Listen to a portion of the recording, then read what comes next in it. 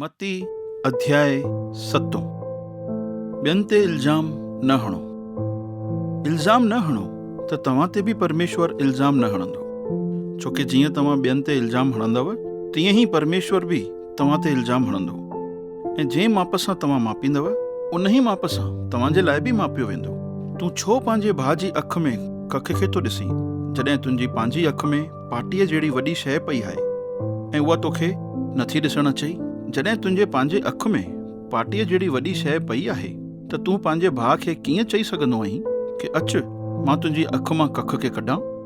हे पाखंडी, पहिरियों पंहिंजी अखि मां पाटीअ जहिड़ी वॾी शइ खे कढ त तूं सुठी तरह ॾिसी करे पंहिंजे भाउ जी अखि मां कख खे कढी सघंदी। पवित्र शयूं कुतनि खे न ॾियो ऐं न ई पंहिंजे मोतियुनि खे सूअरनि जे अॻियां फिटो कयो। अगरि तव्हां ईअं कंदव त उहे उन्हनि खे पंहिंजे पेरनि जे हेठां लताड़ींदा ऐं मुड़ी करे तव्हांखे फाड़े विझंदा। प्रार्थना जो असर। घुरो त तव्हांखे ॾिनो वेंदो, ॻोल्हियो त तव्हांखे मिलंदो, ऐं दरवाजो खटखटायो त तव्हांजे लाइ खोलियो वेंदो। छो त जेको घुरंदो आहे उनखे ॾिनो वेंदो आहे, जेको ॻोल्हींदो उनखे लभजंदो आहे, ऐं जेको खटखटाईंदो उन जे लाइ दरवाजो खोलियो वेंदो आहे। छा तव्हां मां कोई अहिड़ो पिता आहे कि तव्हांजो ॿारु रोटी घुरे त रोटीअ जे बदिरां तव्हां उनखे पथर ॾियो, या उहो तव्हां खां मछली घुरे त तव्हां उनखे नांग ॾियो? सो जॾहिं तव्हां बुरा थी करे बि पंहिंजे ॿारनि खे सुठियूं शयूं ॾियणु ॼाणो था, त पोइ भला तव्हांजो स्वर्गीय पिता परमेश्वर पंहिंजे घुरण वारनि खे सुठियूं शयूं छो न ॾींदो। सो जहिड़ो वर्ताव तव्हां चाहियो था कि माण्हू तव्हां सां कनि, तहिड़ो ई वर्ताव तव्हां बि उन्हनि सां कयो, छोकी मूसा जी व्यवस्था ऐं भविष्यवक्ताउनि जी सिख्या जो निचोड़ इहो ई आहे।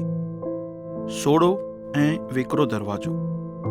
तव्हां सोड़े दरवाजे मां दाख़िल थियो, छोकी वेकिरो आहे उहो दरवाजो ऐं सवली आहे उहा राह जेकी नर्ग में थी वठी वञे, ऐं घणा ई आहिनि जेके हिन जे अंदरां दाख़िल था थियनि। पर सोड़ो आहे उहो दरवाजो ऐं मुश्किल आहे उहा राह जेकी अनंत जीवन में थी वठी वञे, ऐं थोरा ई आहिनि जेके उनखे पाइनि था।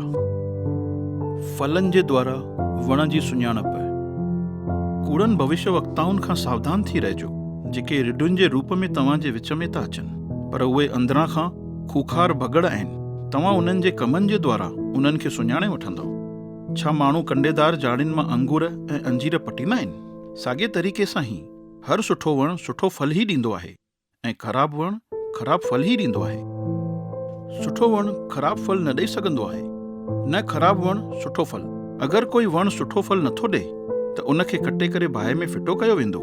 ईअं ई कूड़नि भविष्यवक्ताउनि जे कमनि जे द्वारा तव्हां उन्हनि खे सुञाणे वठंदव। सचा चेला। जेके मूंखे हे प्रभु चवनि था, उन्हनि मां हर हिकु ॼणो स्वर्ग जे राज्य में दाख़िल न थींदो, पर सिर्फ़ु उहो ई दाख़िल थींदो जेको मुंहिंजे स्वर्गीय पिता परमेश्वर जी मर्ज़ीअ ते हले थो।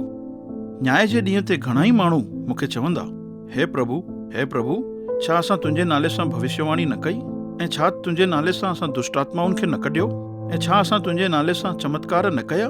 पर मां उन्हनि खे साफ़ साफ़ चई छॾींदुमि कि मां तव्हांखे न सुञाणा। हे कुकर्म करण वारो, मूं वटां हलिया वञो। घर ठाहिण वारा 2 माण्हू। इन करे जेको बि मुंहिंजी इहे ॻाल्हियूं ॿुधी करे उन्हनि ते अमल थो करे, उहो उन होशियार माण्हूअ वांगुरु आहे जंहिं पंहिंजो घर ठाहिण वक़्तु मज़बूत पत्थर जे मथां उन जो पायो विधई। पोइ जॾहिं बरसाति पई, ॿोॾि आई ऐं तूफ़ान ज़ोर सां अची उन घर सां टकरायो, पर त बि उन घर खे हिलाए न सघियो, छोकी उन जो पायो मज़बूत पत्थर जे मथां रखियलु हुयो। पर जेको बि मुंहिंजी इहे ॻाल्हियूं ॿुधी करे उन्हनि ते अमल नथो करे, उहो उन मूर्ख माण्हूअ वांगुरु आहे जंहिं पंहिंजे घर जो पायो रेतीअ ते रखियो आहे। पोइ जॾहिं बरसाति पई, ॿोॾि आई ऐं तूफ़ान ज़ोर सां अची उन घर सां टकरायो, त उहो घर किरी करे सत्यानाश थी वियो। येशूअ जो अधिकार सां सिख्या ॾियणु। जॾहिं येशू इहे ॻाल्हियूं करे चुको त उते मौजूदु सॼी भीड़ संदसि जी सिख्या ते ताजुब करणु लॻी, छोकी येशू उन्हनि खे धर्मशास्त्रियुनि वांगुरु न, पर अधिकार सां गॾु सिख्या ॾींदो हुयो।